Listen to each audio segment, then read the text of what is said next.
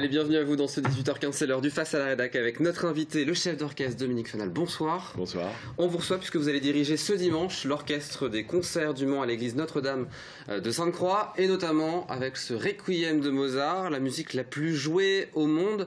Qu'est-ce qu'elle a de spécial? Pourquoi la choisir, cette musique? Alors, je ne sais pas si c'est la musique la plus jouée au monde, parce qu'il y a aussi le Boléro de Ravel, il y a aussi Carmen de Bizet, il y a aussi, bon. Mais dans ce domaine de musique dite religieuse ou sacrée, oui, c'est peut-être l'œuvre qui, en effet, emmène le plus les foules. Alors, il y a plusieurs choses. Bon, maintenant, on parle beaucoup d'œuvres mythiques, on parle beaucoup de... On a toujours ce terme-là qui revient, et là, je pense que c'est vraiment une œuvre mythique, en ce sens qu'il y a vraiment toute une histoire qui entoure la composition du Requiem de Mozart, avec ce fameux homme en noir dont les contemporains de Mozart pensaient qu'il pouvait s'agir du diable, puisque un homme inconnu était venu voir Mozart pour lui commander une messe de Requiem en l'honneur de son épouse décédée, et on a appris après, bien après, qu'en fait, il s'agissait d'un comte qui habitait près de Salzbourg, et qui avait pour habitude de faire composer des musiques par des compositeurs en vogue et de faire passer ces musiques pour les siennes propres.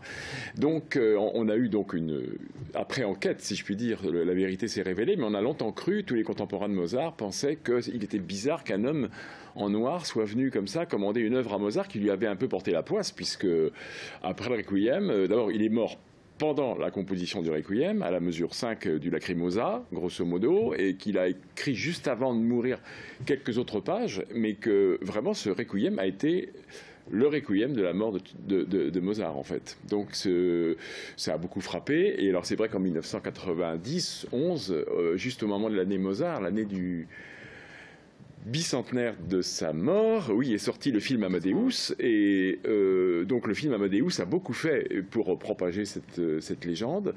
Est-ce qu'on peut dire que du coup, depuis ce film, c'est une musique qui est devenue populaire? Oui, bien sûr, oui, oui. Vous savez, en 1991, je crois que c'était l'été 91, juste après la sortie du film, j'ai dirigé 34 fois le Requiem pendant l'été à Paris et dans les environs, parce qu'il y avait une demande incroyable, et ça a été comme ça jusqu'en décembre 91, et après, il est vrai que le Requiem, avec d'autres œuvres de Mozart, mais le Requiem en particulier, parce qu'il y a cette histoire tout à fait autour.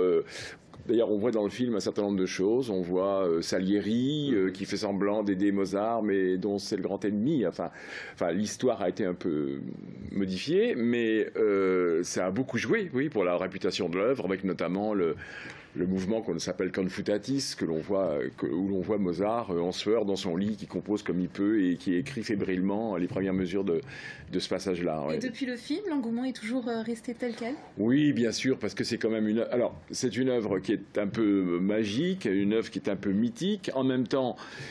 C'est toujours une œuvre curieuse parce qu'elle n'est pas entièrement de Mozart, donc, puisque à peu près à la moitié de l'œuvre, Mozart est mort, et que donc tout le reste de l'œuvre a été composé par un de ses étudiants, qui s'appelle Süssmayer, dont certains musicologues maintenant se plaisent à dire qu'il était le pire élève de Mozart, mais enfin personnellement, moi je veux bien être le pire élève de n'importe quel compositeur et terminer son Requiem comme il l'a fait pour celui de son maître. C'est quand même, ça frise quand même le chef-d'œuvre intégralement. Dominique Fenal, je vous propose d'écouter un petit extrait. On en parle depuis quelques minutes maintenant. Un extrait de Mozart, un extrait que vous avez choisi. Que vous avez vous-même choisi, qui est Jour de colère. Voilà, on peut déjà l'écouter tout de suite. Et puis, vous nous direz ensuite pourquoi finalement cet extrait. Oui.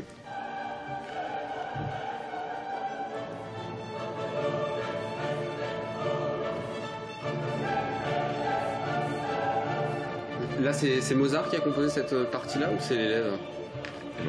Mozart.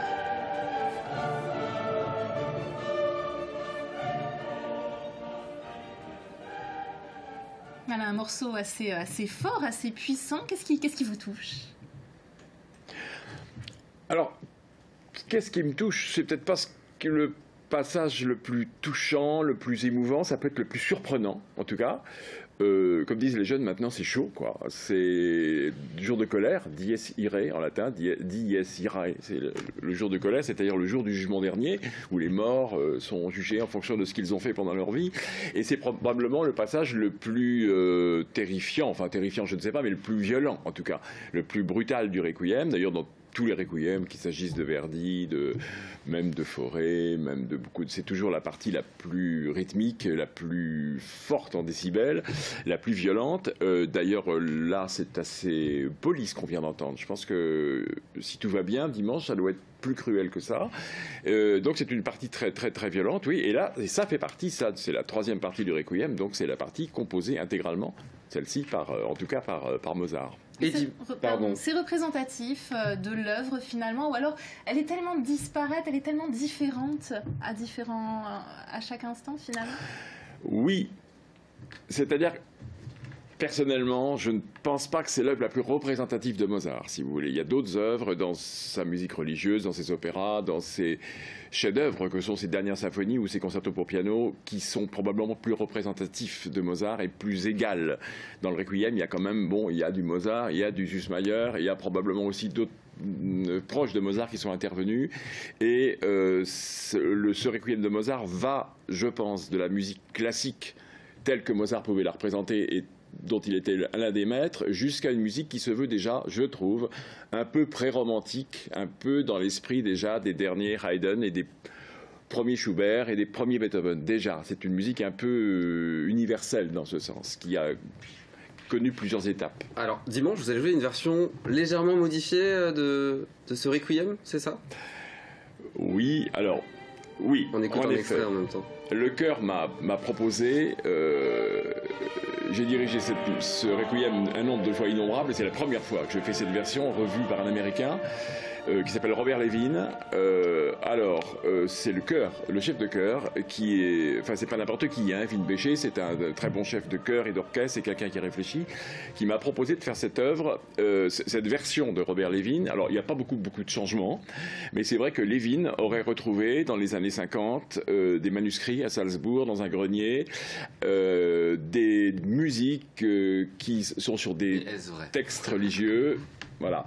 C'est peut-être quelqu'un qui avait simplement besoin d'un peu d'argent et qui a trouvé donc ces musiques avec des textes religieux qui pouvaient lui faire penser qu'il s'agissait des passages du Requiem non écrits par Mozart. Donc il n'y a que des ajouts, hein. Il n'y a pas de suppression. Le Requiem, on l'a à peu près, comme on a l'habitude de l'entendre dans la version de Süssmayr, mais il y a quelques modifications dans le Sanctus, dans l'Agnus Dei, mais il a ajouté ces passages qu'il aurait trouvés à Salzbourg sur des manuscrits anciens. Et donc il a modifié la fin du Lacrimosa, par exemple, pour pouvoir enchaîner une des fugues à 4 voix, qui sont des passages très très musclés et sportifs, hein, si je puis permettre ces mots, et vaillant, virtuose, difficile pour le chœur. Je trouve qu'Evelyne Bécher a eu beaucoup de courage de faire travailler ça à son chœur, parce que c'est vraiment difficile et ce sont des places que l'on n'a pas en tête. Et voilà. Donc des petits endroits qui ont été modifiés. Pour vous, c'est important quand même de garder une fidélité au texte de base. D'ailleurs, j'ai pas tout repris de la version de Levin. J'ai fait une espèce de version hybride un petit peu, oui. Mais très franchement, le public sera surpris d'entendre une pièce ou deux en plus.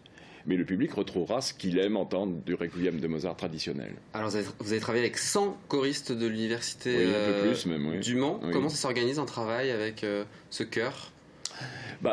Écoutez, d'abord, ils avaient travaillé le Requiem de Mozart pendant quelques mois pour le faire une première fois sous la direction de leur chef, Evelyne Bécher. Donc ça a été fait au mois de juin, au Mans. Et ça fait longtemps qu'on avait ce projet avec Evelyne de redonner ce Requiem sous ma direction et avec mon orchestre au Mans. Donc j'ai rencontré le chœur 2 fois 2 heures pour qu'il s'adapte un peu à une nouvelle direction, à des nouveaux tempi. Mais je crois que... 2 heures suffisent pour se mettre en accord. Écoutez, premièrement, c'est un chœur qui est en bonne santé. Bon, c'est des gens qui chantent, quoi. Non, mais... C'est pas évident. C'est un chœur qui fonctionne bien, qui est attentif, qui est très malléable. Moi, en même temps, je suis quelqu'un de très malléable aussi, donc on s'est entendu sur un certain nombre de choses. Il y a des petites choses que j'ai changées par rapport à ce que je fais d'habitude. Mais c'est un chœur qui me suit, quoi. Et ça s'est très bien passé parce qu'en fait, je pense que c'est un hasard, mais les options d'Evelyne Bécher pour son Requiem du mois de juin et les miennes pour ce Requiem de novembre étaient sensiblement les mêmes sur plein de choses et à plein d'endroits. Alors on parle beaucoup du Mozart, mais il y a aussi une autre pièce qui sera jouée, un autre morceau, qui est lui beaucoup moins connu. Est-ce qu'on peut dire que finalement vous servez de Mozart comme produit d'appel et ensuite vous allez faire découvrir... Oui, mais c'est un peu ça. Alors d'abord, il y a 3 pièces en plus. Hein. Il y a un petit Salve Regina de Schubert, une pièce tout à fait romantique et pleine de grâce. Il y a donc une autre petite pièce de Mozart de 5 minutes, un petit motet pour 2 sopranos et orchestre. Et en effet, il y a une œuvre de Benjamin Britten, une œuvre du XXe siècle, des années... dont la première composition des Lacrymées, donc de Benjamin Britten, date des années 30, et après Britten en a donné une autre version en 1950 avec orchestre que l'on donnera là. Il y a donc un alto solo qui est Marin Trouvé, donc professeur d'alto au conservatoire. Et c'est une pièce qui, je pense que Britten est un compositeur majeur de la musique anglaise du XXe siècle. Il y en a eu d'autres. Il a un peu éclipsé d'ailleurs, un petit peu injustement. Mais bon, Britten je crois que c'est le plus grand compositeur d'opéra du XXe siècle après Richard Strauss. Quelqu'un qui a écrit un nombre d'œuvres considérable. Et donc cette pièce, c'est une pièce un petit peu dans l'atmosphère d'un requiem, c'est pour ça que je l'ai mise là, ce sont des suites de variations sur un thème très triste, enfin assez larmoyant de Dowland, musicien de la Renaissance anglaise. Alors, oui, l'histoire du produit d'appel. Écoutez, je pense que lorsque l'on a un grand soliste, ou lorsque l'on a une très grande œuvre, comme le Requiem de Mozart, qui peut amener un public musicien, on peut en profiter, en effet, pour faire connaître à ce public musicien une œuvre qu'il ne connaît pas forcément, qui est beaucoup plus rare. Et j'ai toujours fait ça. Et c'est bien de faire connaître la musique de son temps, enfin, si tant est que le XXe siècle est notre temps, mais c'est une musique qui change, évidemment, qui est d'un style complètement différent du Requiem de Mozart, avec des harmonies un peu neuves, des atmosphères un peu glaciales par moments. Eh bien, on se donne rendez-vous donc dimanche, 17h, pour cet orchestre des concerts du Mans à l'église Notre-Dame Sainte-Croix. Il y aura d'autres dates aussi qui vont suivre, évidemment, février, avril et juin, si je ne me trompe pas. Oui, c'est ça. Bien évidemment. Merci en tout cas d'avoir été Je vous en prie, merci notre invité sur ce plateau. Et merci. C'est la fin de ce Face à la Rédac.